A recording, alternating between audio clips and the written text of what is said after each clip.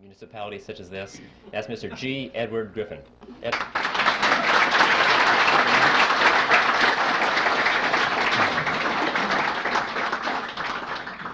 Well, thank you, Mike, and thank you, ladies and gentlemen.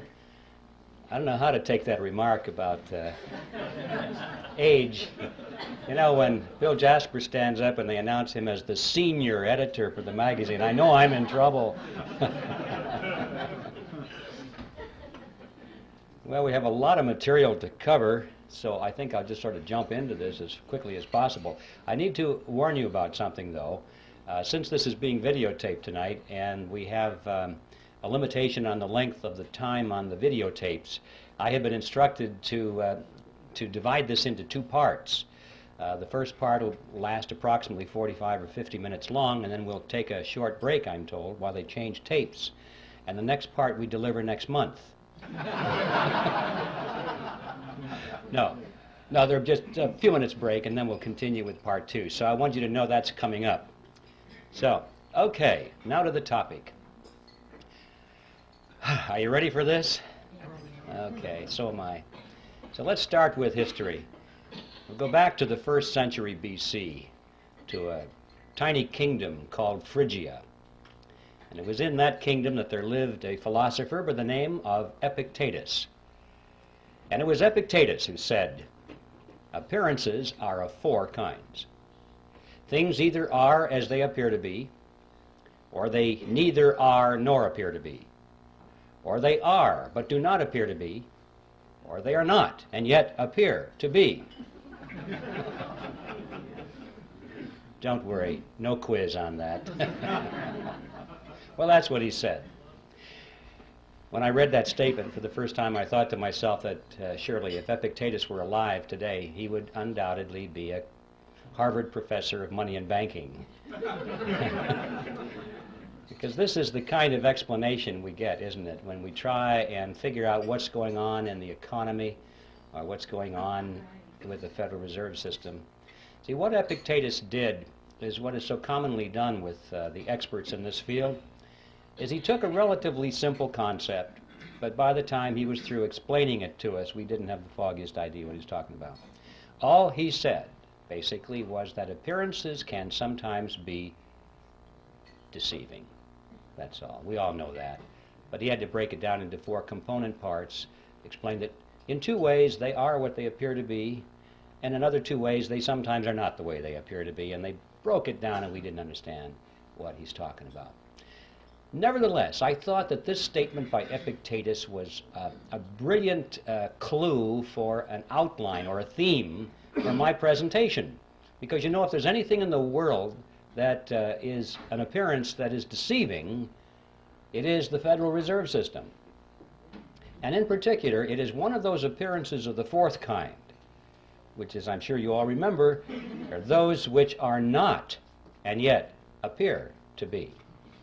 So that's going to be my theme tonight. I'm going to come back to it now and then if I remember to do it, and use it as kind of a punctuation point, because this is perhaps at the most fundamental level the most important thing we need to know about the Federal Reserve System, which is that it is an appearance of the fourth kind, something which is not and yet appears to be. When I did my research on this topic, I came to the conclusion, which may startle you folks here, that the Federal Reserve System does not need to be audited. It needs to be abolished.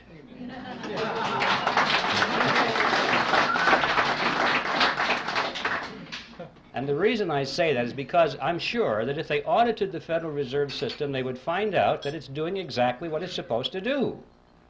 There's no secret there. There's no shenanigan going on behind the scenes. It's all out in the open. If we'll just study the Federal Reserve System on the basis of what we know already, if we'll read their literature, if we'll dig into the history, we find out that it's one of the greatest scams of all history. Out on the surface, it doesn't need an audit. An audit, I'm sure, would merely delay the process for a couple of years, give the American people the false impression that something is being done about this problem, and at the end of 2 years they'd say, well, the books are clean. I came to the conclusion that the Federal Reserve needed to be abolished for 7 reasons, actually, and I'd like to read them for you now. I've stated them in rather concise terms. Hopefully they'll have some shock value so you can remember them. And here they are. First of all, it is incapable of accomplishing its stated objectives. 2, it is a cartel operating against the public interest. 3, it is the supreme instrument of usury. 4, it generates our most unfair tax. 5, it encourages war. 6, it destabilizes the economy.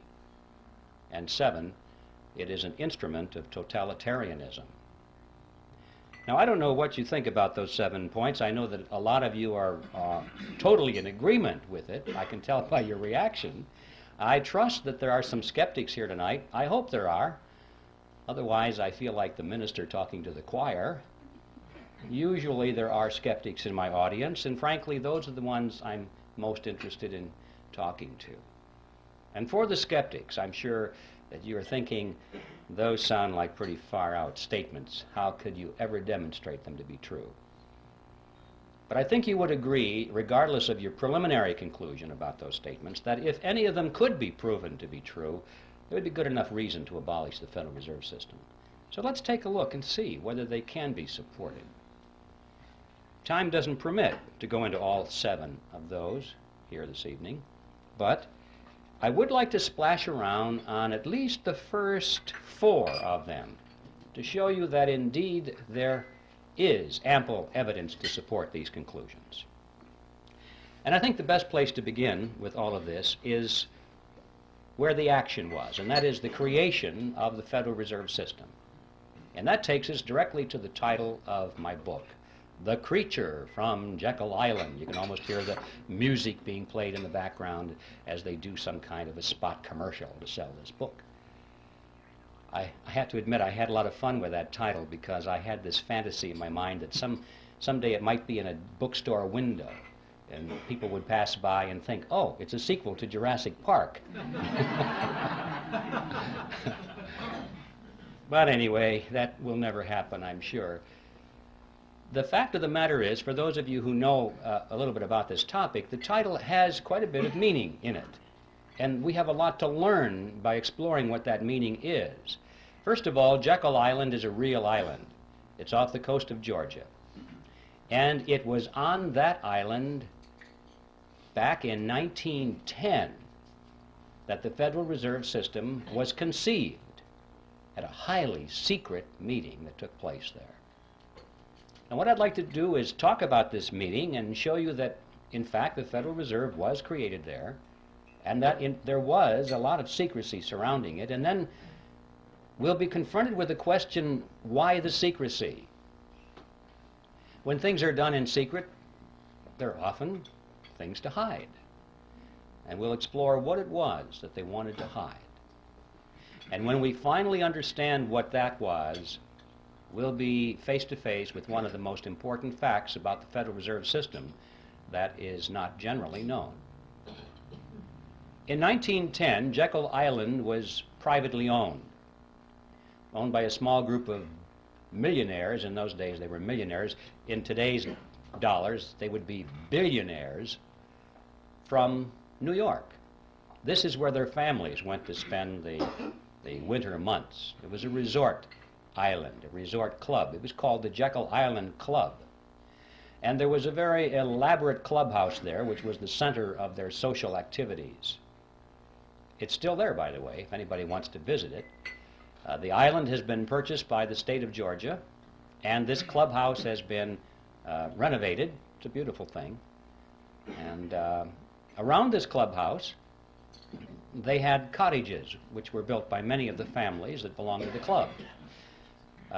Cottages are not exactly the word I would have chosen to describe these structures. I remember on taking the tour through one of them, the guide said that there were 14 bathrooms in that cottage. So you have an idea of the kind of elegance that was there. In any event, the number of bathrooms has nothing to do with the story. I just get hung up on that because It's hard for me to imagine a cottage with that much running plumbing. But the important point was that this is where the Federal Reserve System was conceived, is in that clubhouse. So let's tell that story. It all began in November of 1910, when Senator Nelson Aldrich sent his private railroad car to the New Jersey Railroad Station, where there it was in readiness for the arrival of himself and 6 other men who were instructed to come under conditions of great secrecy. For example, they were told to come one at a time, not to be seen together, not to dine together on the night of their departure. If they had arrived at the same time, they were instructed to pretend as though they didn't even know each other. They were to avoid newspaper reporters, because these were well-known men, and had they been spotted by reporters, which often frequented the railroad station, especially had they been seen together, many questions would have been asked. One of the men carried a shotgun in a big black case, so that if he had been asked where he was going, he was prepared to say that he was going on a duck hunting trip. And the interesting thing about that little piece of the history is that this man, we find out later from his biographer, never fired a gun in his life. He even had to borrow that shotgun in order to participate in this deception. Even after they got on board the railroad car, this pattern continued. They were told to use first names only, not to use last names. And 2 of the men adopted code names completely. The reason for that is that they were afraid that the servants on board the train would recognize who they were if they used their last names. And they knew that if word leaked out in that fashion and eventually found its way into the press, the whole purpose of the meeting would have been completely destroyed. So absolute secrecy was essential. Well, the train traveled for 2 nights and a day on a 1,000-mile journey to the south, and when they awoke on the second morning, the car was on the siding, the railroad siding at Brunswick, Georgia. And from there they took the ferry boat across the inland strait to Jekyll Island and to the clubhouse.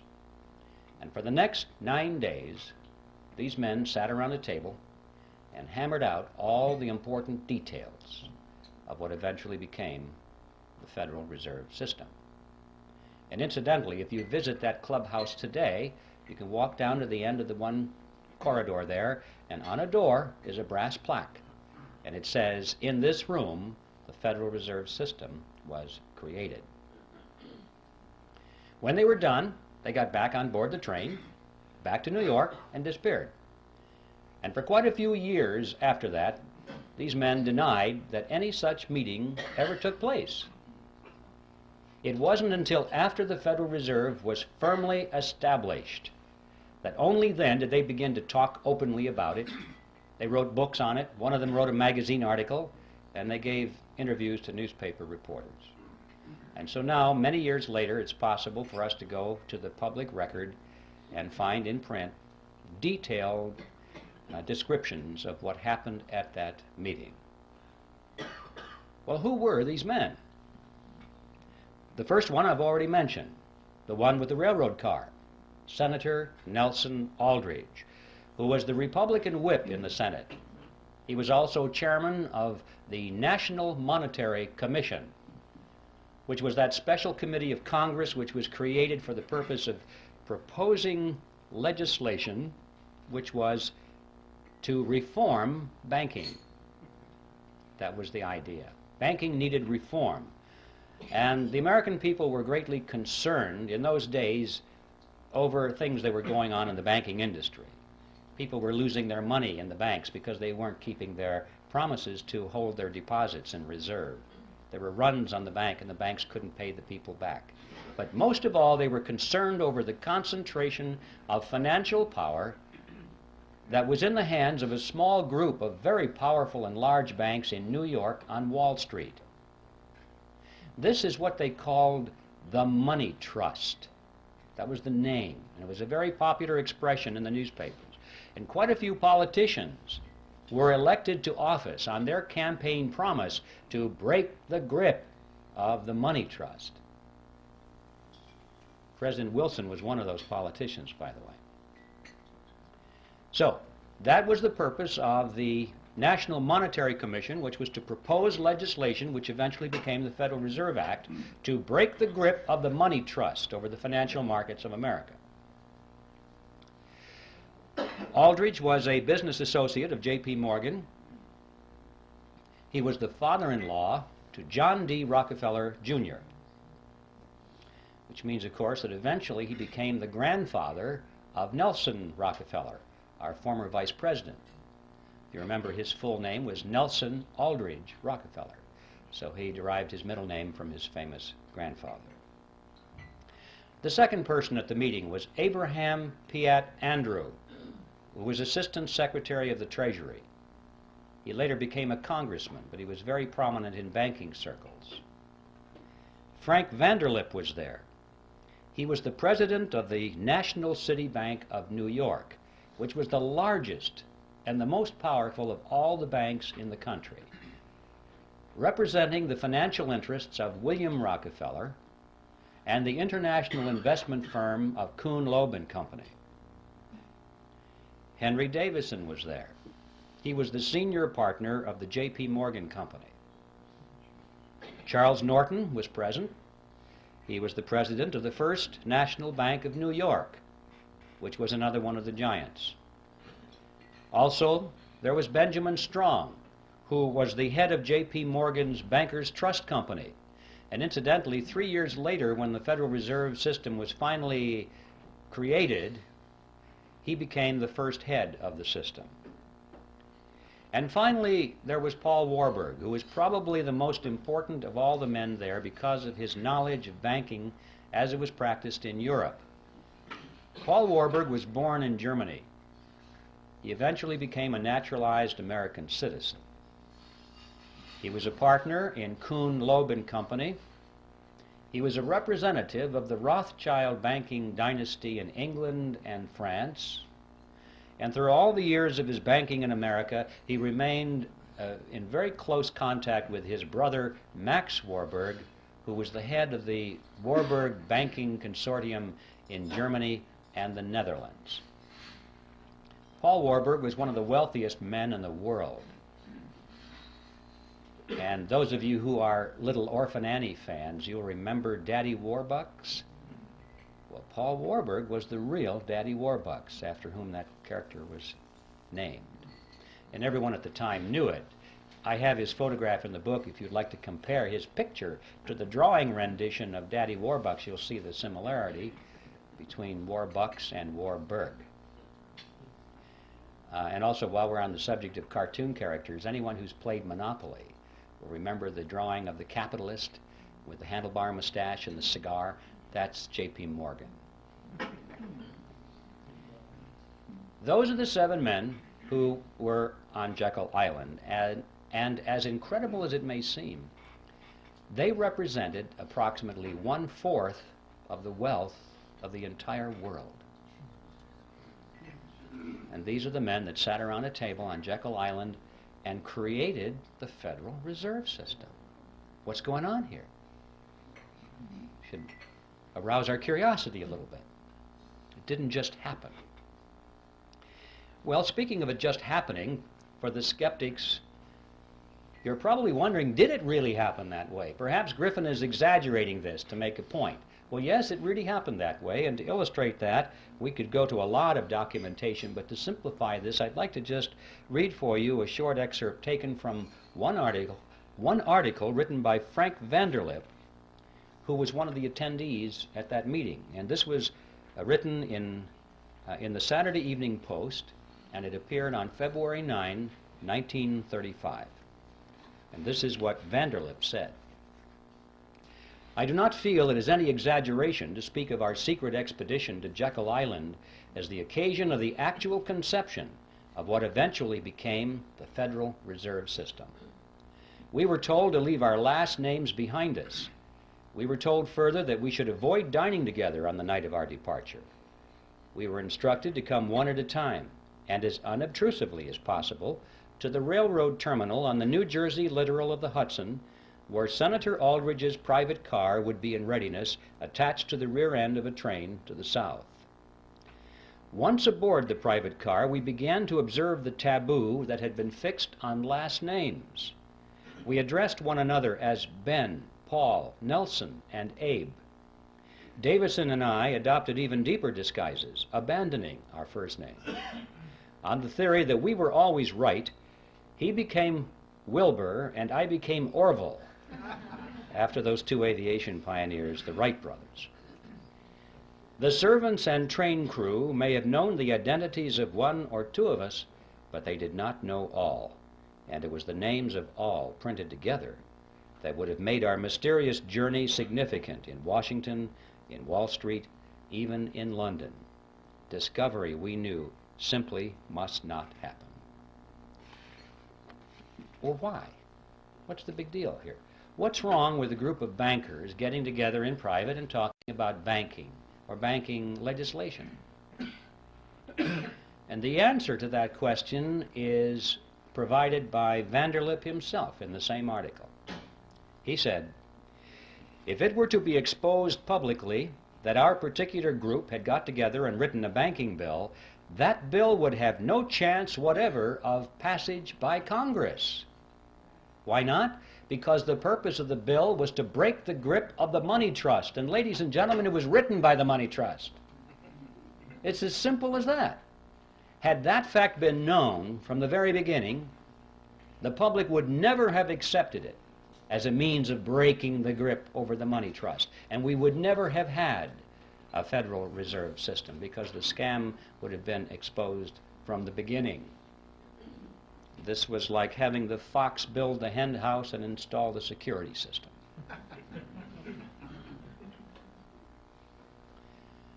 So there is a primary reason for the secrecy. And it's a fact that most Americans have not even considered, that there might have been some kind of deception, massive deception, at the very inception of the Federal Reserve System, and for a very good reason. But there's more to it than that. A lot more than that. Consider the composition of this group and the financial powers they represented. Is there anything strange about that mixture? Here we had the Rockefellers, we had the Morgans, Kuhn, Loeb and Company, the Rothschilds, the Warburgs, all in one room for 9 days plus 2 days on the train, coming to an agreement. What's going on here? Anything strange about that mixture? Well, ladies and gentlemen, these were competitors. These were the giants in the field which prior to this period had been beating their heads against each other for dominance in the marketplace, for dominance in the financial markets of the world, not only New York, but Paris and London, everywhere. Competitors. This is extremely significant because it happened at precisely that point of American history when business was undergoing a major ideological transition. Prior to this period, America had grown and prospered and surpassed all the countries of Europe as an industrial and economic power because it adhered to the principle of free enterprise competition. And it was in this period that a rapid transition was taking place to the concept of monopoly and cartel. Going back, in fact, to the old world concept which had held Europe back for all these years. Monopolies and cartels were becoming the order of the day in America. It was John D. Rockefeller I who said it. He said, "Competition is a sin." He believed it. All of his biographers quote him on that one, by the way. And he and others of these industrialists of the period were devoting all of their time to the elimination of competition. They did not believe in free enterprise competition at all. They knew that the road to riches and power was through the elimination of their competition. And if they couldn't beat their competition out, then they tried to buy them up. If that didn't work, they joined with them in a shared monopoly, and that is a cartel, a shared monopoly.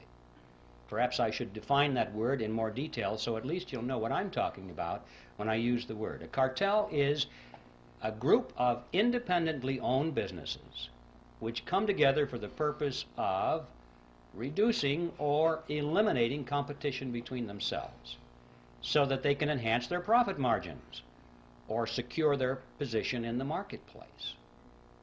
And they do this by price fixing. We won't compete on price. Or they divide up geographical markets or products and services. For example, if we were forming a cartel here, I might say, well, I get the north and you get the south. We won't compete. Or I might insist that I get to produce the gizmo, but you can produce the widget. And we won't compete. Or we'll share patents and processes. We won't compete. And every time we agree to eliminate one area of competition between ourselves, we move closer and closer together until finally we are as one industry insofar as the marketplace is concerned, even though our component parts are independently owned. And that is a cartel. And so that enhances our profits. We can get more for our products and services than we could in the arena of free enterprise competition. And of course, the other side of that coin is that the public pays more for those products or services than they would otherwise. And that is just as true in a banking cartel as it is in any other kind of cartel. And the amazing fact emerges that when you study this period, that for the 15 years before the meeting on Jekyll Island, these groupings of which we're speaking had come together increasingly in joint ventures. They were learning how to avoid competition between themselves. They knew they couldn't knock each other out. They had tried that. It was too costly. Now it was time to come together. And what happened on Jekyll Island is that they formed a banking cartel, and they called it the Federal Reserve System. An amazing fact that all these years we've had something which most people have thought was a government operation of some kind or another. We were told it was a creation to protect the people, to stabilize the economy, and it's a cartel. And the purpose of a cartel is to enhance the profit structure of the members of the cartel. Period.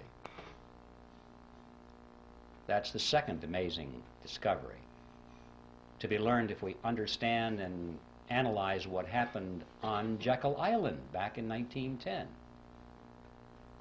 But there's a third element, which is perhaps even the most important of all. And that is that this cartel went into partnership with the government. Well, cartels often do that to enforce their cartel agreements, but in this case they did it in spades. Now, in any partnership, there has to be a payoff. There has to be some benefit to the partners, otherwise they won't go into the partnership, or if they go into it, they won't stay in it for very long. So it's a legitimate question for us to ask, what is the payoff? What's the benefit to these partners? Let's find out why the government is in this partnership, and then we'll find out why the banking cartel is in it. And in order to find out what the payoff is, we'll have to examine how the Federal Reserve System creates money, because that's the key. Now, if you're not familiar with how money is created in America, this is going to be really some experience to go through this for the first time. You're going to shake your heads and say, I don't believe this. I call it the Mandrake mechanism, after that 1940s comic book character, Mandrake the Magician. Could create something out of nothing, wave his cape, and it was back into the void again. That's the Federal Reserve System. Now, let's take this and break this down. I need to warn you in advance, however, that you shouldn't try and make sense out of this. Okay? Because you'll blow a fuse if you think this makes sense. Just remember, this is your plain old American scam that we're talking about here. It's that simple. And I'm going to strip away all of the banker terminology and all the accounting terminology and use just plain old plodding English to make it comprehensible. In spite of that, however, I want you to know that everything I'm going to tell you from a technical point of view is 100% accurate, in spite of the simplicity of the language. Okay, with that by way of preliminary, let's get right to the Mandrake mechanism itself. It starts with the government side of the partnership. It starts in Congress, when Congress is spending money far and beyond what it takes in taxes. How can Congress spend more money than its income in taxes? Basically what happens is the Congress goes down to the Treasury and asks for, let's say it's $1 billion more that they need this day. And the Treasury official says, you guys got to be kidding, we don't have any money here. You spent it all long ago. Everything we taken in taxes is long spent. And Congress says, well, we kind of figured that was the case, but we thought somebody might have dropped by and left some money. They said, we know what we'll do. We'll borrow the rest of it. So they go down the street to the printing office. Now notice they're not going to print money. They're going to print certificates. Nice, big, fancy certificates with borders on the corner and an eagle at the top and a seal at the bottom, and it'll say United States Treasury bond or note or bill, depending on the length of maturity. And it's so impressive, it almost looks like money. But if you hold it up to light, it really says I owe you. That's all they are. And so Congress takes it and it wants the public to step forward and loan them money in exchange for the IOUs. Sometimes that's called buying bonds. No, you're not buying anything. You're loaning money to the government and getting an IOU in return. And a lot of people in the private sector and institutions are anxious to loan money to the government. Why? Because they have heard that it's the best investment you can possibly make, the most secure investment, because it is backed by the full faith and credit of the United States government. And that people aren't quite sure what that means, but it sure sounds good. And so they lend the money. Well, just in case there's anyone here in doubt as to what that means, I'd like to explain it to you. The full faith and credit of the United States government means that the federal government solemnly promises to pay you back your money plus interest.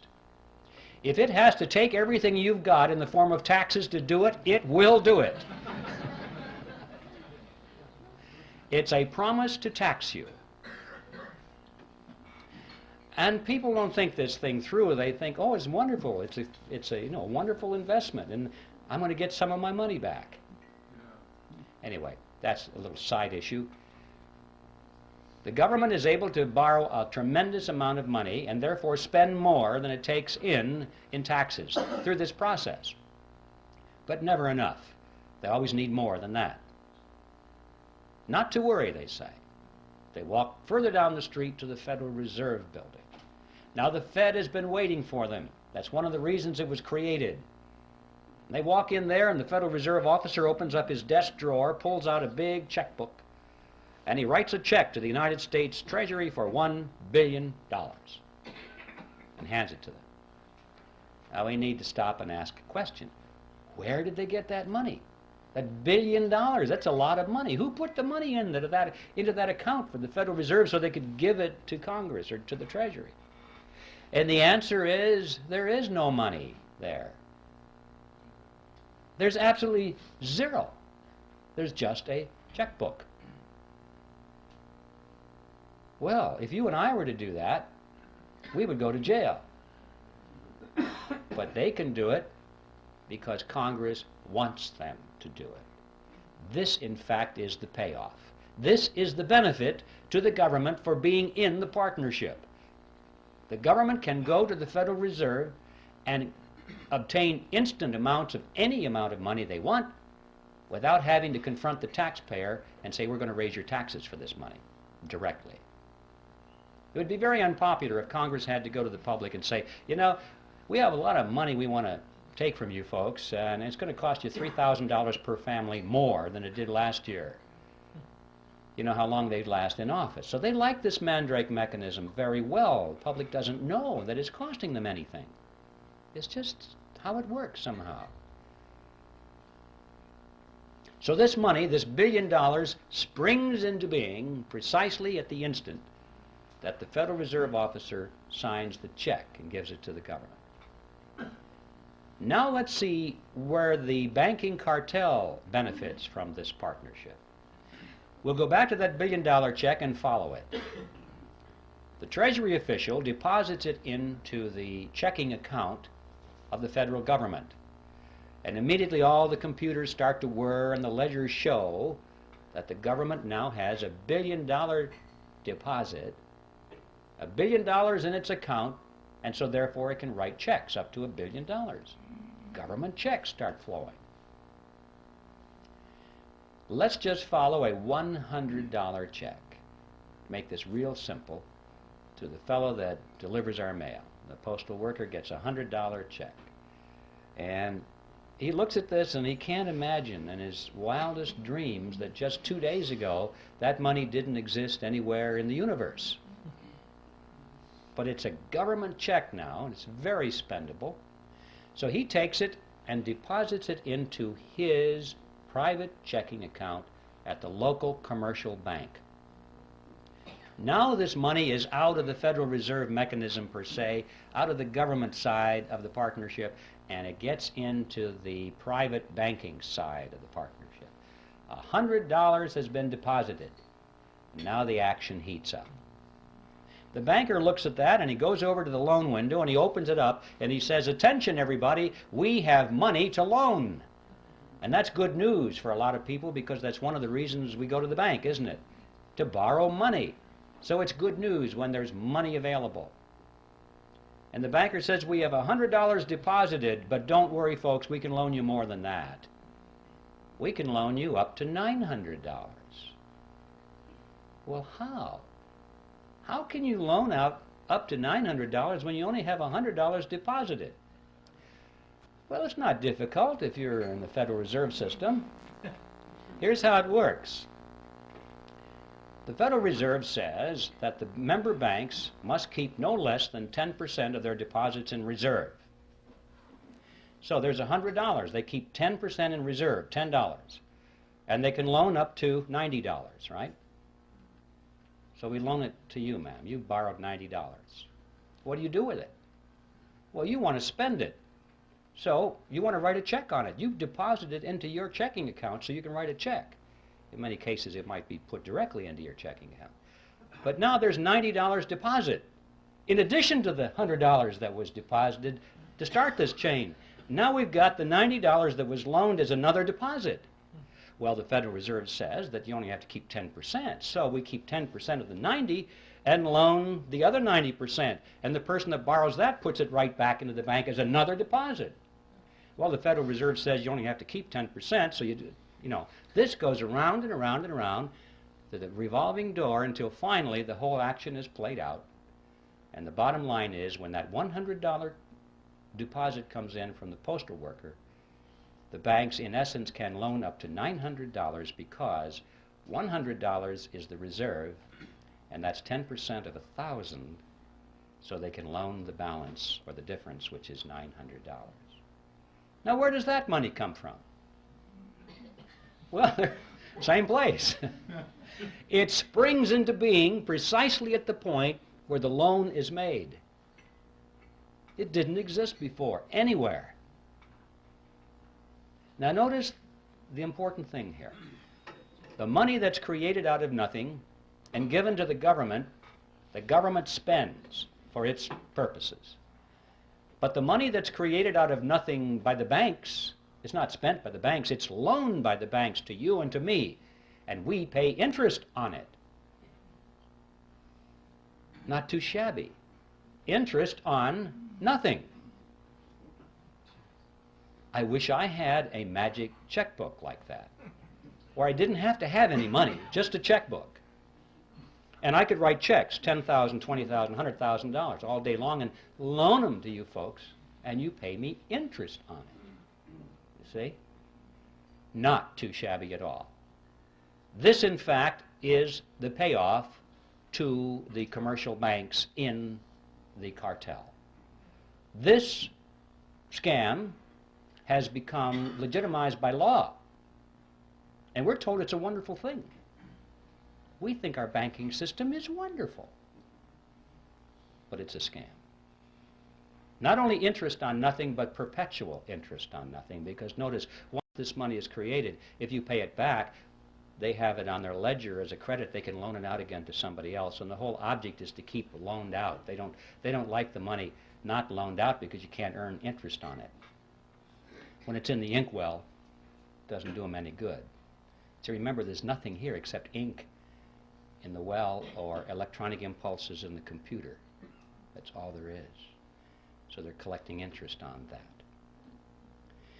But that's not the end of the process. That is how money is created in America, but that's not the end of it because it has consequences. What impact does that have on us? Are we involved in this in any way? Well, yes, we are. I've heard people say, gee, those fellows are really smart. I guess they deserve to be rich. You know, as though it didn't affect them in any way. Let's follow it. This money that's created out of nothing goes into the economy, and it dilutes down the value of the dollars that were already out there. It's like pouring water into the pot of soup. It dilutes the soup. And so the economy is diluted by these new dollars, and prices start to go up, or they appear to be going up. It's the process called inflation. I say appear to go up because prices really don't go up, ladies and gentlemen. What's happening is that the value of the dollar goes down. Right. That's what we're witnessing here. If we had a real monetary system, real money backed by gold or silver or anything of tangible value, coffee cups, anything that couldn't just be created out of nothing behind our money, you would find that the purchasing power of that money would remain constant over a long period of time. And to illustrate that point, it's interesting to know that if we had lived in ancient Rome and had a 1-ounce gold coin, we would have been able to buy a fine toga, a handcrafted belt, and a pair of sandals. That was the price. So today, what can we buy with a 1-ounce gold coin? We can walk into any men's store and buy a really fine suit, a handcrafted belt, and a pair of shoes. The real price of these items hasn't changed in thousands of years when expressed in terms of real money. But when expressed in terms of these things we carry around, we call them dollars. They're not. They're really Federal Reserve notes. They buy less and less and less because they keep creating more and more and more of them, and they dilute the economic soup. But we still haven't followed this to the end of the trail. We've lost some purchasing power through this thing called inflation. But how many people ask the question, who gained it? Did anybody gain our lost purchasing power, or did it just evaporate and go up to heaven somewhere? Somebody gained it, didn't they? But we don't know who. Let's follow it. The people who gained our lost purchasing power were those who were at the point where this fresh money was injected into the economic soup. Those at the nozzle get dollars that look the same as all the other dollars, and they have them first, and they can spend them at full purchasing power. But by the time the person who gets those dollars then gives them to the next person and the next person, it goes out toward the edge of the pot, where most of us are, and it gets diluted down. But the ones up there at the nozzle are the ones who have gained our lost purchasing power. Who are they? Well, we know that the government is one of them. That's where the billion-dollar check started, isn't it?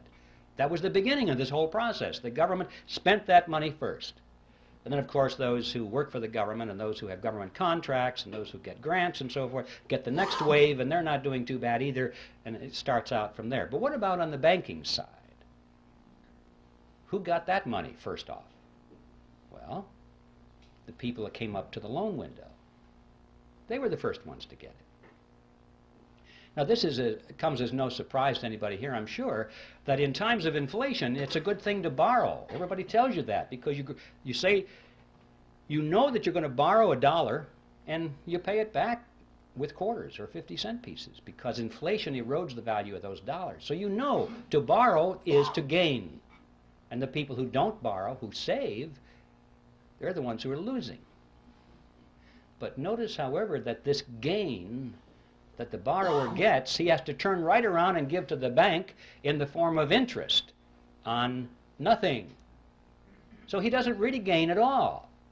It appears to be gain, it's paper gain, but his gain actually goes back to the bank as interest on nothing. Now yes, during times of inflation, his paper assets expand. Golly, this real estate looks like it's worth a lot of money right now, but then the economy contracts, and he's wiped out. He doesn't have anything. And notice that when you go to the bank and you go to borrow some of this nothing money, did they expect nothing from you in return? No. They want you to sign over it and pledge as collateral your car, your house, your assets, hard assets, not nothing assets. So when the economy contracts and you can't continue to make those payments, they get your marbles. So the bank will do all right, whether it's expansion or contraction. So what's the answer to the question? Who gains? Who got your lost purchasing power? Big surprise, ladies and gentlemen. The two members of the partnership called the Federal Reserve System. It's the government and the members of the banking cartel.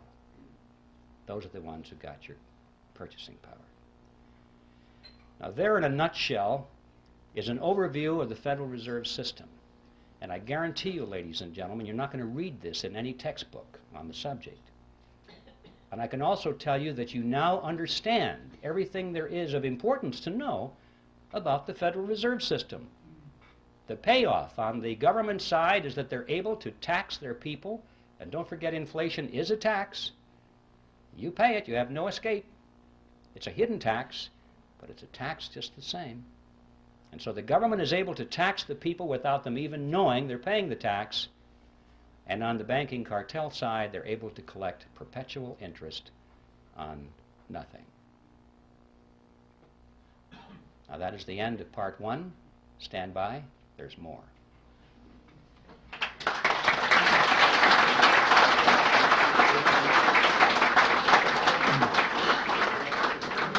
Ladies and gentlemen, we'll take a 5-minute break, and let's keep it to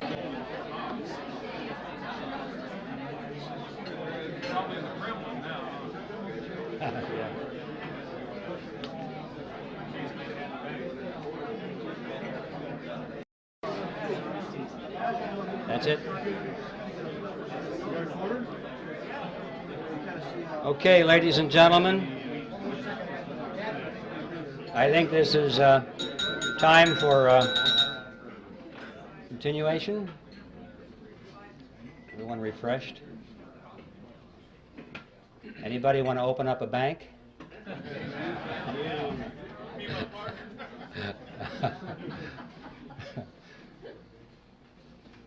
All right, part two. We'll go back to Jekyll Island. We have much to learn there. In fact, if we just analyze what happened on Jekyll Island, we can figure out almost everything that's going on today, even though that happened back in 1910. And one of the things that they had to resolve there was what to call this creature of theirs. This partnership between government and the commercial banks was not new with the Federal Reserve System. In fact, this concept was created back in Europe in the 16th century, and it was perfected with the Bank of England in 1694. This is the kind of thing from that date forward that all of the governments of Europe adopted. Now, they didn't call it a mandrake mechanism like I do. They called it a central bank. That's the technical name for this partnership. If you want to look this process up in a textbook or an encyclopedia, you'll find it listed under central bank. So the central banks were created in Europe in the 16th century. And there's very good reason for that. The kings and the princes of Europe discovered from hard experience that they could raise the taxes of their subjects only so far and then there was a ceiling. They had a tax revolt on their hands. There was resistance, and they had real revolution or revolt on their hands, and they tended to lose their jobs or their heads. So that was it, folks. 40%, 43% seems to have been the natural limit. However, once they got the central bank mechanism worked out, this was a whole new ball game. Now the lid was off, and they were able to collect 50%, 60, 70, and in some cases 80% of everything that their subjects produced. And their subjects did not revolt, did not resent it even, because they didn't know that they were paying this tax through a process called inflation. All they knew was that the prices were going out of sight, and they had no inkling that it was their government in combination with the private banks that were taxing them in this fashion. And so, see, this became a method of hidden taxation, which has continued to this day to be extremely popular with big spending governments. And so this became the modus operandi in Europe from that date forward. Now, when they met on Jekyll Island, it was very clear in their mind that they were creating a central bank. But they had a problem, what to call it, because Congress was already on record as saying they did not want a central bank in America. I don't think the congressmen really understood what that meant, but they had heard the phrase, and they knew that that's what they had in Europe. And they said, no, when it comes to banking reform in America, we want something that's unique to represent our unique political and economic system. So a central bank was out. So what to call this central bank so that no one will know? And they talked about this on Jekyll Island. And this is what they concluded. They said, first, let's use the word federal to make it seem like it's a government operation. Secondly, let's add the word reserve to make it seem like there are reserves somewhere, like it was a banking concept. Third, let's add the word system. And this was very important, far more than we might think today, because remember, the major concern was this concentration of financial power in New York. And they had to sell the American people on the idea that this was a diffusion of power over a system of banks. And so they talked about 10 regional banks, and finally they said, no, that's not enough. We'll have 12 regional banks and diffuse the power away from New York, or at least make it appear that way. And they'll build those big buildings in all these regions, and the local yokels can come and look at the buildings and say, golly, we got one of them out here too. You know? And the impression was that because these buildings were out there, that the power was pulled away from New York and diffused throughout a system of Federal Reserve banks. Well, as you've heard said many times by now, what we wound up with was not federal, there are no reserves, it's not a system at all in the sense of diffusion of power, and the Federal Reserve banks aren't even banks. So on all four words, we're dealing with appearances of the fourth kind. Brilliant strategy. The next step was to sell this creature to the American people. And the first draft of the Federal Reserve Act was called the Aldrich Bill, sponsored by Senator Aldrich, of course. And this was against the good advice of Paul Warburg, who said, Nelson, if you put your name on this bill, it's going to get voted down in Congress because you are so closely identified with the power of big business. It'll be voted down. And apparently, Aldrich's ego was too big. He must have said, well, no, after all, I'm respected in the Senate, and I am the chairman of the National Monetary Commission. And for whatever reason, he insisted on having his name on it. I think he wanted to go down in history as the originator of the Federal Reserve System. But Warburg was right. Voted down, thumbs down right away, because he was a representative of big business. Well, this was a minor setback. They took their bill, they scrambled the paragraphs around a little bit, they took Aldrich's name off of it, and found a couple of Democrats to sponsor the bill. Now this was different. See, Aldrich was a Republican, And everyone knew that the Republicans represented big business. But they also knew that the Democrats represented the common man, the little guy, the fellow on the assembly line, you know, like Ted Kennedy.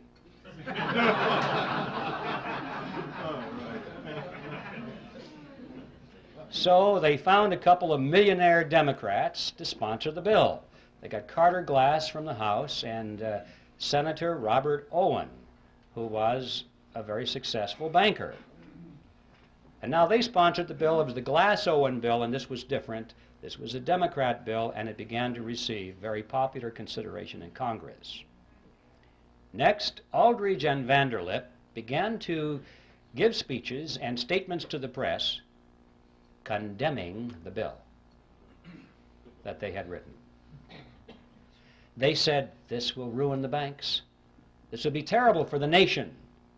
And by the time this was printed in the newspapers, the average person read that and said, oh, I guess the big bankers don't like this bill very much. It must be pretty good.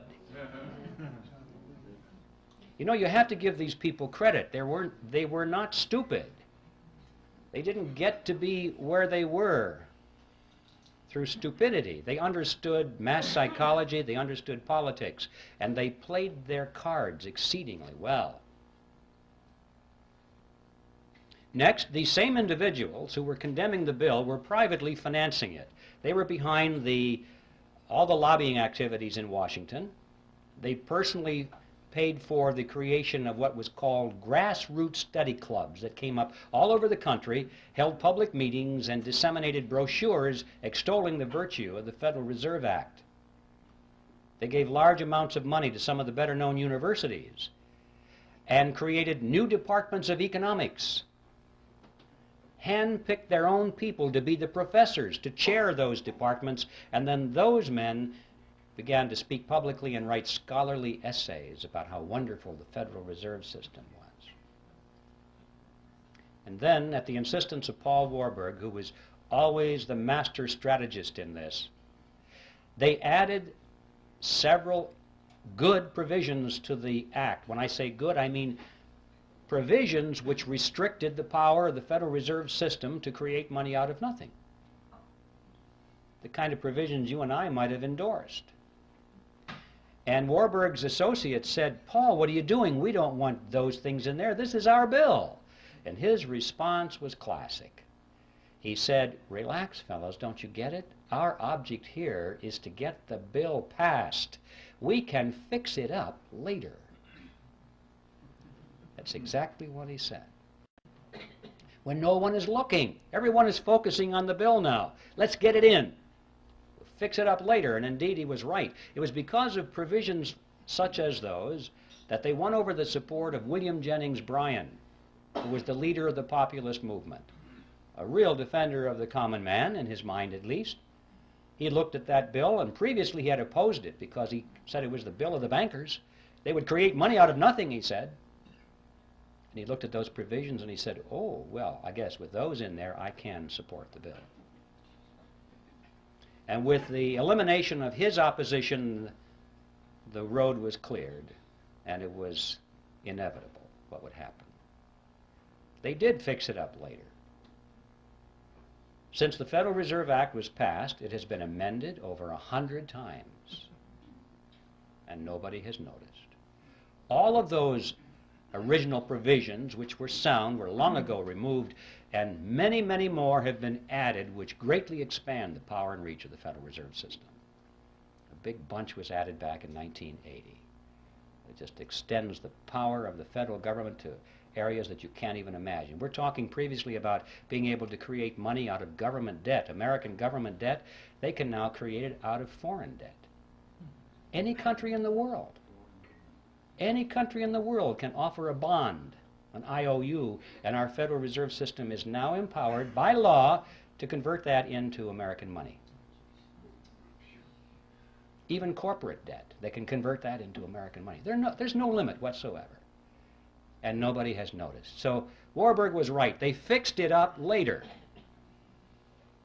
And it's no surprise, therefore, that with this kind of professional deception and strategy that a great deal of support was gained for the bill, and on December 22nd, 1913, it was passed into law and signed into law the next day by President Wilson. And the creature from Jekyll Island finally moved into Washington, D.C.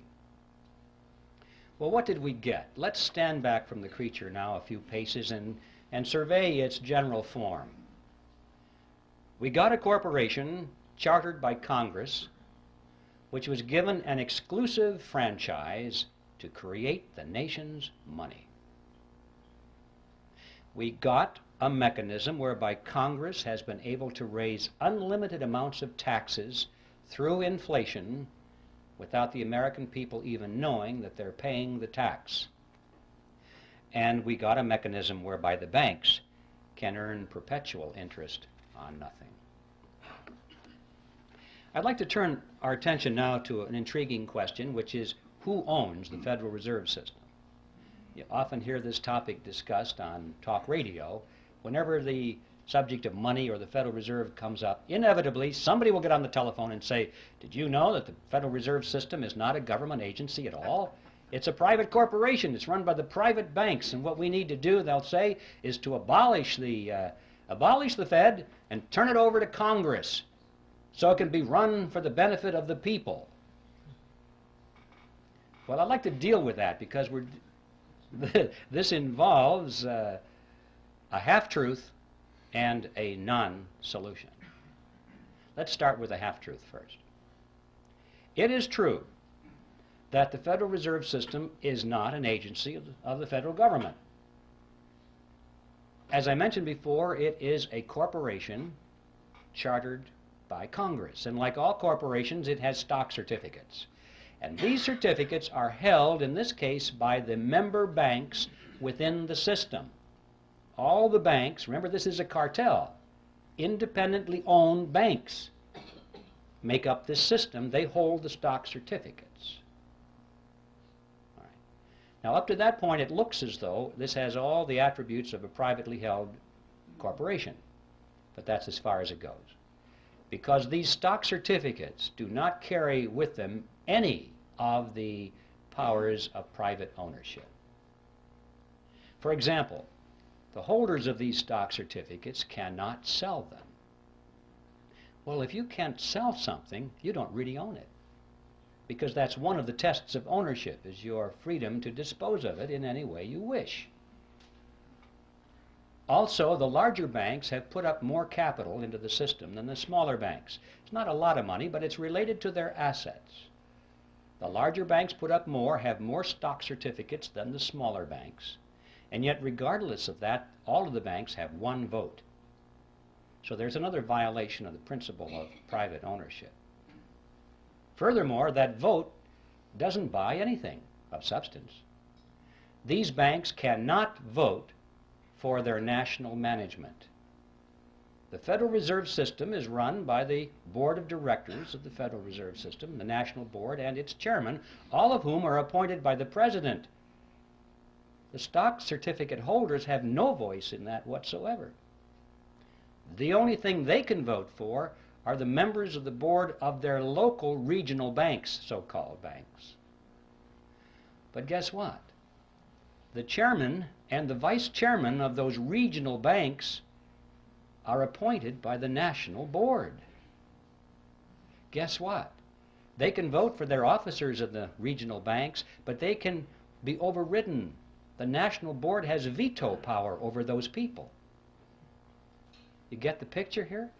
In spite of this sales job, of this diffusion of power over the 12 regional banks, these banks have no power at all. It's all concentrated in the national board. The only thing that the regional banks can do, according to their charters, of any substance, is to set the interest rates within their regions. But guess what? Even that is subject to veto by the national board. So you come to the conclusion that these people at the national board are not authorized to do anything except play golf. See, that's the way it was designed. This fiction of this diffusion of power throughout the system was just to sell it to the American people in 1913. It's a vestige. It serves no function whatsoever today at all and was never designed to. So we don't have a corporation in the strict sense of the word, a privately held corporation. And we don't have a government agency in the strict sense of the word. So what do we have? Well, the fact is we have a hybrid. It's a mixture. It's half government and it's half private. It is, in fact, exactly what you would expect it to be, considering that it is a partnership between the government and a private cartel. It's half government and it's half private. So this structure is unique to reflect its unique form. But this isn't so important as to who owns it, how many shares of stock, and what the voting is. The question is, what does it do? Insofar as merely abolishing the Fed, as some people have said, many people have said, abolish the Fed and turn it over to the Treasury or turn it over to the Congress so it can be run for the benefit of the people. Always make sure you say it's for the people, and that makes it okay. It would do the same thing over there that it does over here.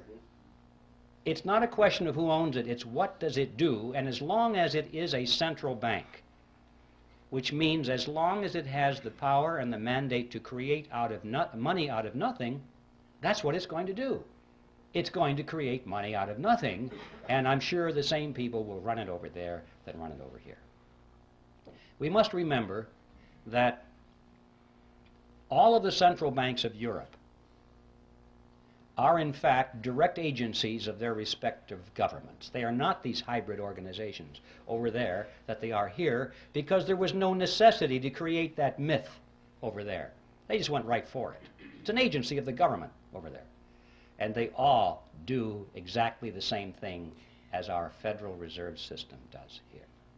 So you see, just turning it over to Congress without taking away its power to create money out of nothing is a non-solution. And I'm sure that the people who run this would be willing to use the same kind of deception they did back when it was created. They would pretend to resist that idea. They would fight it with all of their might, at least in public, knowing that they could yield on that and have it turned over to the Congress and they'd still have control of it, over it. So that is a non-solution. I'd like to talk now about what the objectives of the Federal Reserve System are, because if we're going to say if it were turned over to Congress, it would pursue the same agenda. What is that agenda? Extremely important thing to focus on, because we're told that the purpose of the Fed is to stabilize the economy. And everybody kind of believes that. I mean, when Greenspan comes on and says, well, we're raising interest rates now, why? To stabilize the economy, right? To prevent inflation. In other words, to protect you folks. To protect you. And we buy it. Well, one of the most widely used textbooks in our schools right now, textbook on economics written by Paul Samuelson, explains it this way. It says, quote, "The Federal Reserve sprang from the panic of 1907 with its alarming epidemic of bank failures. The country was fed up once and for all with the anarchy of unstable private banking." It's partly true. It's just they came up with the wrong solution. Just because there's a problem doesn't mean that any old solution that somebody has to offer is the best. In fact, it may be a non-solution. As we were talking about, just turning this system over to the government to run is a non-solution. Well, let's take a look at this. If the purpose of the Federal Reserve System is to stabilize the economy, let's give it a report card and see how well it's done. Since it was formed, it has presided over the crashes of 1921 and 1929, the Great Depression of 29 through 39, recessions in the years 53, 57, 69, 75, and 81, a stock market Black Monday in 87. We all know that corporate debt is soaring, personal debt is greater than ever before, Both business and personal bankruptcies are at an all-time high. Banks and savings and loan associations have failed at a rate greater than ever before in our history. Interest on the national debt is now consuming half of all of our taxes. Heavy industry has been largely replaced by overseas competition. We're facing an international trade deficit for the first time in our history. 75% of downtown Los Angeles and other large metropolitan areas are now owned by foreigners, and over half of the nation right now is officially in a state of recession. Now that is the report card of the Federal Reserve System after 80 years of stabilizing the economy. And I don't think it's even controversial to say that the Federal Reserve has failed to meet its stated objectives. The only controversial question is, why has it failed? And my answer to that is because those have never been its true objectives at all. What are its true objectives? Well, what are the objectives of any cartel? To make money, to enhance the profit margins of the members of the cartel, and to stabilize its position in the marketplace, to prevent competition. Those are the objectives of any cartel. And if our analysis is correct here, we'll find that this, in fact, has been what the Federal Reserve System has accomplished for itself and its component members. To be more specific, it's possible to go to the period of Jekyll Island and read the papers and speeches that were done by the people on Jekyll Island and their associates. The big banks were concerned over three things, among other things, but the three main things were as follows. They said they wanted to reverse the erosion of their power away from New York. That's right, just the opposite of what the Federal Reserve System was supposed to accomplish. They wanted to keep it in New York. They were concerned because as the nation was spreading westward and southward, new banks were springing up all over the frontier. And more of the capital assets of the nation were moving in that direction. Yes, they still had the lion's share, but every year the percentages went down a little bit. And they could see where that chart was going. And they said, we must put a stop to this now while we still have power. Remember, John D. Rockefeller said it, competition is a sin. And competition from the new banks in America was something that had to be stopped. See, one of the purposes of the Federal Reserve System was to control the competition from the new banks. And this is a good place to emphasize that when I'm talking about the cartel, I'm primarily talking about the big banks in New York that created it, and the international banks as well, the ones in Europe. I'm not talking about your bank down the street that ever since the system was created has struggled and struggled under the regulations of the system, which were designed primarily, to some extent, to squeeze the competition out or to keep it in its place. And you've seen that process going on throughout the years. We have fewer and fewer banks all the time, little ones getting gobbled up by the big banks. So that was objective number one.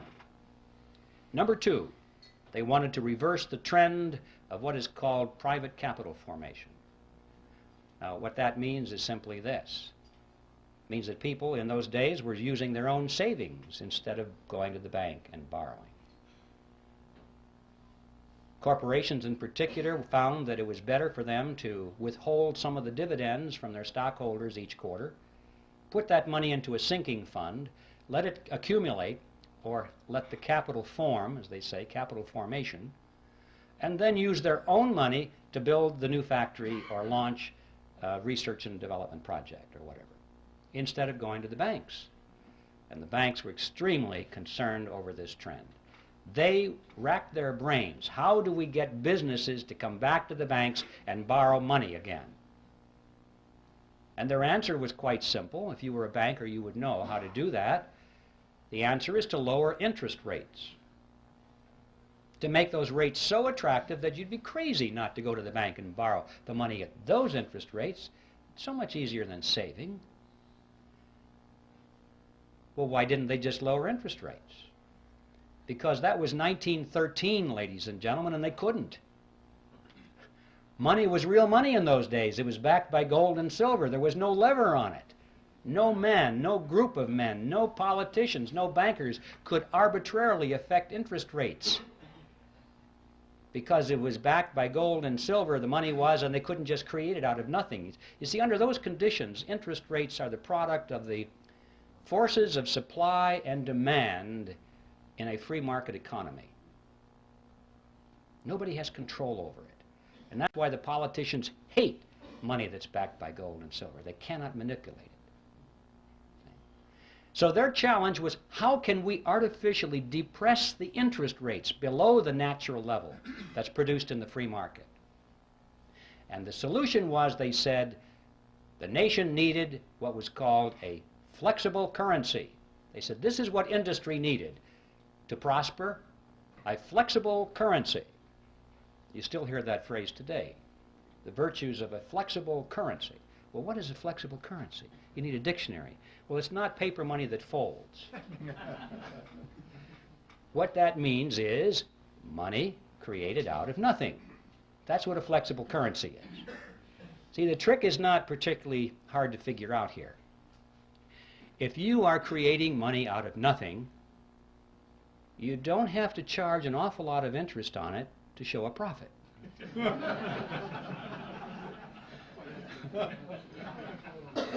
See, it's as simple as that. So, with a flexible currency, now they have a lever on it, and they can jack the interest rates down, down, down, so that it's attractive, and they're still making plenty of profit on it because it didn't cost them anything. And they have reversed the trend toward private capital formation.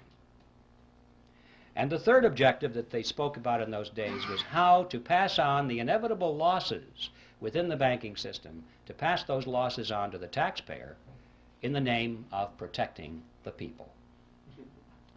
Now, let's give the Federal Reserve System another report card with these objectives in mind and see how well it has done. Did they keep control over the banking system and the monetary system in New York?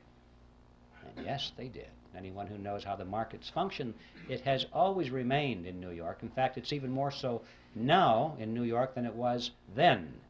Yes, there are plenty of large banks in the nation, in the South and in the West, but these are small compared to those giants that are in New York, in fact, that are astride the world, with offices in Peking and Moscow and Africa, everywhere in the world. The giants are in New York, and they have been running the show all of these years.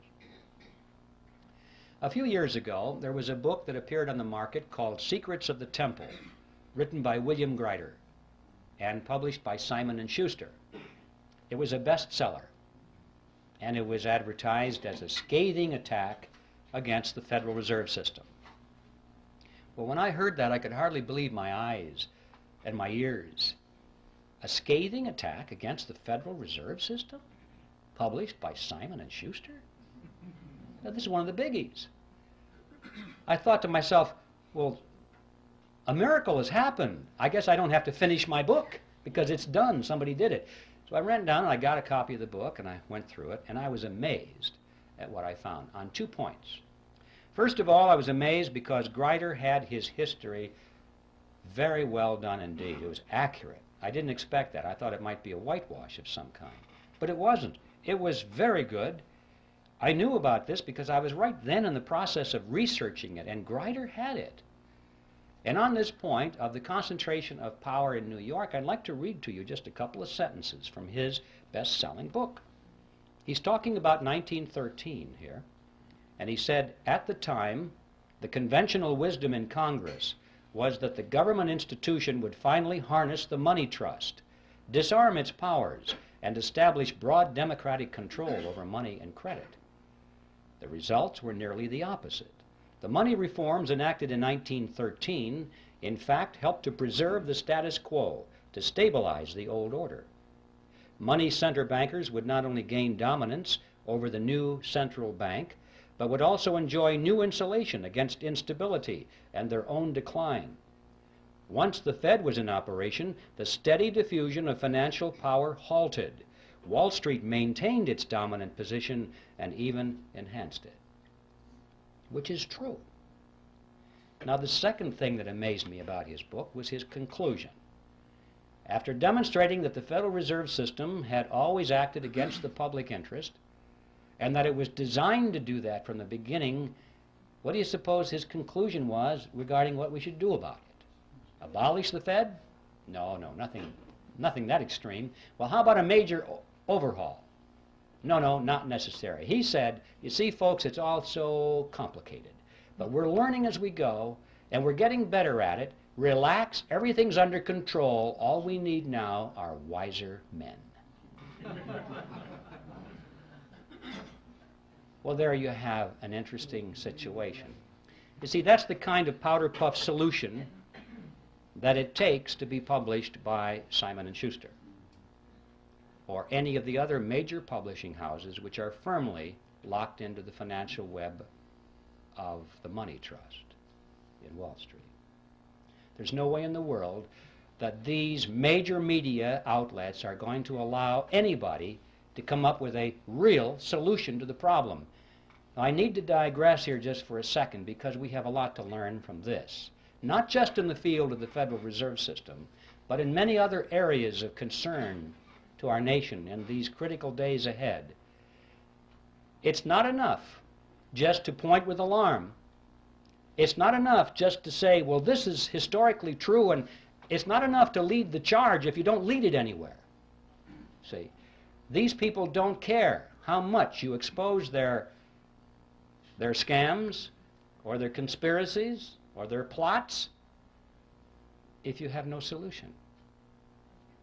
If your only solution is, well, now I told you about it, now just vote Republican, you know? If that's it, nothing's going to happen, is it? Till we look behind party labels. In other words, wiser men, whatever that means. This is controlled opposition, ladies and gentlemen, and it's something that's been going on for a long time. These people are smart enough. Remember, they sold this Federal Reserve System in the face of opposition, and they did it by deception. They're smart enough to control their own opposition or to create their own opposition if necessary, so they can lead it nowhere. I'll just leave that thought with you because it's something we need to be very aware of in the critical days ahead. Let's get back to the Federal Reserve. It gets an A on its report card for objective number 1, which is to maintain control over the money markets in New York. Did they reverse the trend toward private capital formation? Boy, did they ever. With interest rates brought down periodically to such attractive levels, individuals and corporations have been enticed away from saving their own money and going to the bank. You'd be a fool not to get that money at those low interest rates. Of course, then the economy contracts and things go a little sour now and then, and the fruit falls from the tree, and they pick it up. They get all your marbles. They get all your assets, your houses, your cars, your factories, your stocks, and your bonds. That's one of the reasons we've had so many bankruptcies in the decades past. Even those companies today which are hanging in there by the skin of their teeth because it's all they can do to make payments to service their debt to the banks. Notice that many of those companies are now sending more money to the banks as interest on their loans than they send to their stockholders as dividends on their stocks. Think about that. The banks which created the money out of nothing, no effort at all, no risk really of anything, are making more money out of these giant industries than the people who worked for the money, sacrificed, saved the money, invested it, and risked it. And yet the money is going to the banks. Yes, the Federal Reserve System, in fact, gets an A on its report card for reversing the trend toward private capital formation, and they did it with a flexible currency, just as they had planned to do it. And what about the third objective, which was to pass the losses onto the taxpayers in the name of protecting the people? That is something which I call in my book Operation Bailout, the game called bailout. You may have noticed every time a large bank gets into trouble, not the small banks, they're dispensable. Large banks, when they get into trouble, they're going to be bailed out by the government, which means by your tax dollars and mine, in the name of protecting the people. It doesn't make any difference if there's if it's a private corporation or a city municipality or a third world country. Whoever has borrowed megabucks from these banks and now can't service their debt anymore, they have trouble making those interest payments, which is all banks care about. They don't want you to pay back the loan, because they'd have then just the problem of finding somebody else to lend it to. They don't want you to pay back your loan. They want you to pay the interest on the loan and keep those loans going forever. And finally, when people have trouble making those interest payments, and it looks like the bank is going to have to write it off of its books, what happens? They go to Congress. And they say, well, this corporation that's having trouble making its interest payments, we can't let that corporation fold, because look how many thousands of jobs would be lost and people would go on welfare. There would be despair. We must protect the people. Or if it's a third world country that can't make its interest payments anymore, they say, well, we can't allow that to happen. We must make those payments for them in some way or another, because if that venerable bank had to write that huge loan off of its books, it would technically be bankrupt. And if it were bankrupt, it might have to close its doors. If that bank were to fall, it's such a huge bank, it'd be like a domino, and it might knock the other banks down too, and we could have a major economic crisis on our hands, and look how the people would suffer. And so Congress dutifully always responds. Remember, Congress is the partner in this scam. Always rushes in and says, yes, we can't allow those bad things to happen to the people. And so they vote the money to guarantee the loans or make outright payments in some very creative fashions so that the interest can continue flowing to the banks. Some of the more memorable games you may have missed over the recent years: Penn Central Railroad was bailed out in 1970, Lockheed Corporation that same year, Commonwealth Bank of Detroit in 1972, New York City in 1975, Chrysler in 1978, First Pennsylvania Bank in 1980, Continental Illinois, the largest of the banks so far, in 1982, and of course we know how many third world countries out there have had their debts funded. The money comes from the IMF World Bank so they can continue making their payments, and the IMF World Bank gets their money from the Federal Reserve System, and the Federal Reserve System gets it from us in the form of that mandrake mechanism and the hidden tax called inflation, or direct taxes in some cases. The Federal Reserve System gets an A on its report card on all three of its true objectives. My final topic is a short one, and it has to do with usury. An interesting concept. Usury used to be defined in ancient times as interest on a loan, period. Any interest on any loan was usury. Well, it's been redefined in modern times as excessive interest on a loan, in view of the fact that when people earn their money and they save it, they sacrifice the use of it, and then they loan it to somebody else for their venture. They're entitled to some reasonable return on that sacrifice. Some interest return it seems fair and logical to most people. So the question today is excessive interest. What is that?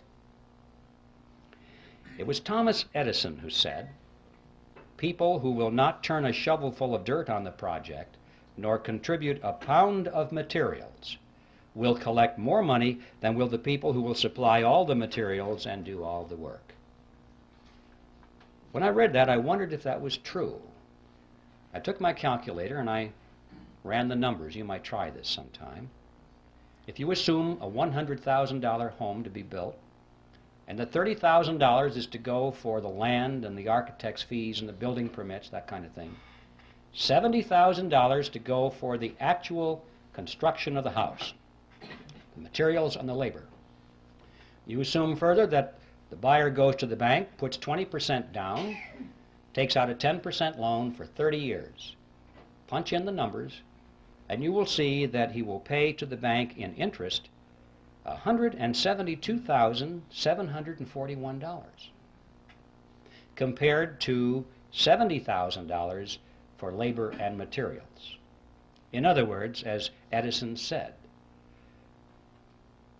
2.5 times more will be paid to the banks who did nothing than for those who provided all the labor and all the materials. And you may say, well, yeah, that's true, but don't forget the time value of money. Reasonable interest is rational. People need to be compensated for the sacrifice of their money over 30 years. That's a long period of time. Wait a minute. Not this money, ladies and gentlemen. Nobody earned this money. Nobody saved this money. Nobody sacrificed anything for this money. This money was created out of nothing. And I suggest that $172,741 interest on nothing is excessive. I think we need to focus on this issue. We need a new definition of the word usury. Any interest on any loan of fiat money, meaning money created out of nothing. Now this example of $172,741 unearned interest on a $100,000 home is like a grain of sand in the Sahara. Look around the desert. All of the other homes of America, all the factories, all the machinery in the factories, all of the high-rise buildings, the hotels, all the airplanes, the automobiles, the farm equipment, the farm structures, everything that we have. We're looking at a similar relationship here. This is staggering. To consider the amount of money that is in this huge, wide river of wealth flowing into the banking cartel because the money was created out of nothing. It's such a wide river of wealth, you can't even think across it in your mind. It's perpetually moving into the banking cartel. This is a dead short across the productive capacity of America. This is money that should be going to the people who produce and who create, instead of being siphoned off through a scam. Think of what our standard of living could be if it weren't for this dead short across our economy. Well, where is this money going? This river, where is it flowing? You get the mental picture that maybe it's going into a lake somewhere or behind a dam. All this money is rising, accumulating. People are getting richer and richer and richer.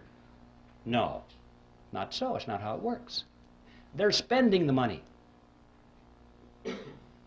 What are they spending it for? Well, they're not spending it for more yachts and more mansions. That's not it. I mean, they got rid of the mansions back on Jekyll Island. They got bored with those things. Once a person has all the money that they can possibly use for the material pleasures of life, what is left?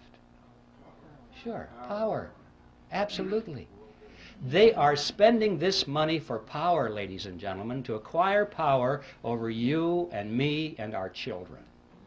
They're literally buying up the world with it. But I don't mean they're buying up the real estate or the hardware. They're buying up control over people. Technically, in sociological terms, they're buying control over the power centers, which means those groups and institutions through which people live and work and follow leadership and accept information. People are always associated in groups, and they work in groups, they move in groups. And these groups have heads of them, leaders. And this money has been going for many years to acquire influence, if not control, over the leaders of these power centers in society. So they can therefore indirectly influence and control you and me. Specifically, that means they have been spending this river of wealth very freely to buy control over politicians, political parties, television networks, cable networks, newspapers, magazines, publishers, wire services, motion picture studios, universities, labor unions, church organizations, trade associations, labor unions, tax-exempt foundations, multinational corporations, Boy Scouts, Girl Scouts, you name it. Make your own list. I guarantee you, if you have a large, influential organization which influences people, you will find that this river of wealth has been flowing partly into an attempt to acquire control over the leadership of these institutions and organizations, especially those which are offered as opposition, especially those which supposedly are to stop this whole process from happening. Now, this has not only been going on in America, but this has been going on in every nation of the world, pretty much in the industrialized nations as it has gone on here. But I'd like to call your attention to what's been happening in the so-called third world, or the underdeveloped nations. This process is now complete. It's not going on, it's finished. They literally have bought those nations. Have you ever wondered what's going on there with the IMF, World Bank? Every once in a while on the back page of the newspaper you read that Congress once again authorized another $100 billion or so to go to the World Bank.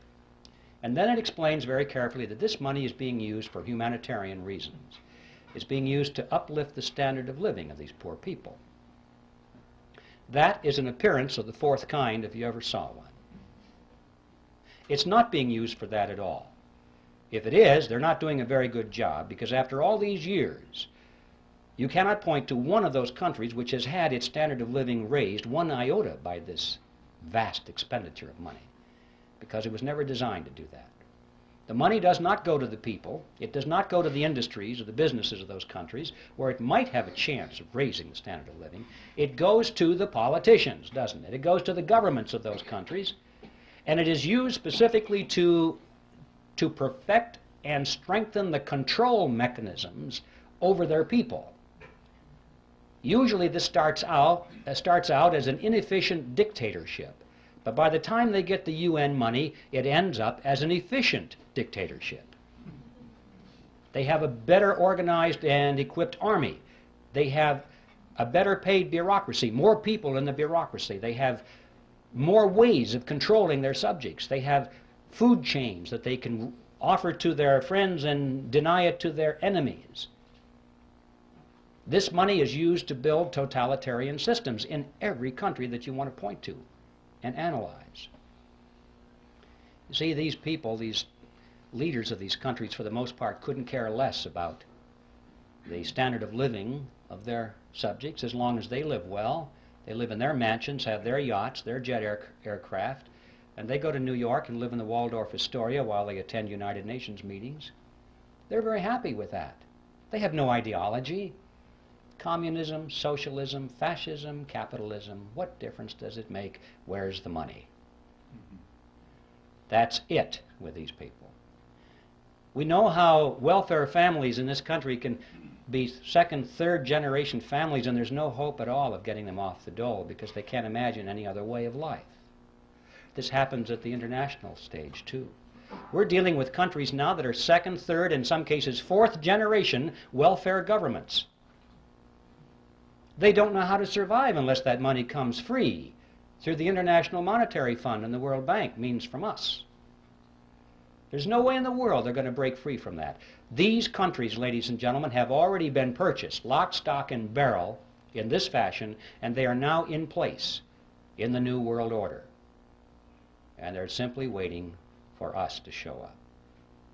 And that's the other side of the coin, because not only does this transfer of wealth to these countries from us not raise their standard of living, but it does in fact help to lower ours.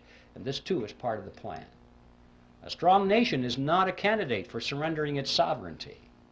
But if a nation can be brought to its knees, if it is hungry, desperate, if it has chaos on its streets, if it has political turmoil, then the people in that nation will much more likely accept any solution that's offered to them by their government or by a world government. If there's anarchy in the streets, as we saw in Watts, in Los Angeles, people were joyous when the soldiers showed up. They were joyous because this now was an end to anarchy. It was a dress rehearsal. They won't care whether the helmets on these people are blue or brown. If it says UN on the side, that won't make any difference. They'll say, thank God for the UN finally brought and restored peace to our streets. And if people are hungry and they're out of work and they don't know what to do in the economy, they'll be so thankful for a UN monetary unit which has purchasing power a little bit. Thank God for this UN money, because the old American dollars are kaput. Don't know what to do with them. This is the plan, ladies and gentlemen, to weaken America. And so that's the process. And I'm mentioning this because I want to emphasize to you that what is going on here has nothing at all to do with wealth. The name of the game now is power. Well, now what are we going to do about this? Obviously, if we just restrict our attention to the subject which is ours tonight, the Federal Reserve System, the answer is clear. We have to slay the creature, but how are we going to do that? The creature was created by Congress, and that's how it's going to be slain. Congress can do it and will do it if we build enough fire under those chairs in Washington. I think it was Clyde Watts, General Clyde Watts, years ago, said, he was speaking of judges in those days, but he could have as well talked about congressmen. He said, they may not see the light, but they can feel the heat. And this is true. I don't know if you folks know, well, I know many of you folks here know all about the TRIM committees, which are part of the John Birch Society.